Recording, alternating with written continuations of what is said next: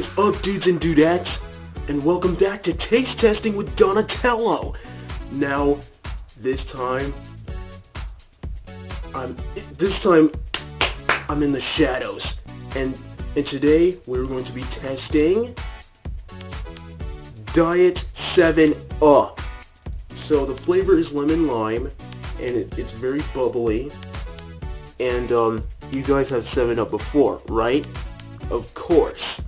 Now we're gonna take a taste test of the 7-Up.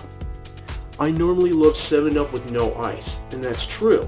So, without any further freaking ado, here we go in 3, 2, 1, go.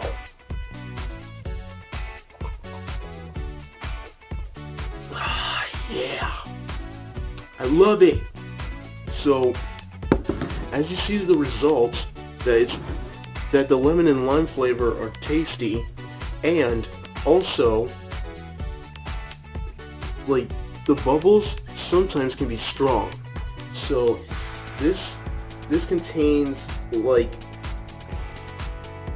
I don't know what it kind of contains, but I should have read the labels, but all it has is just bubbly liquid. This is just a bubbly liquid that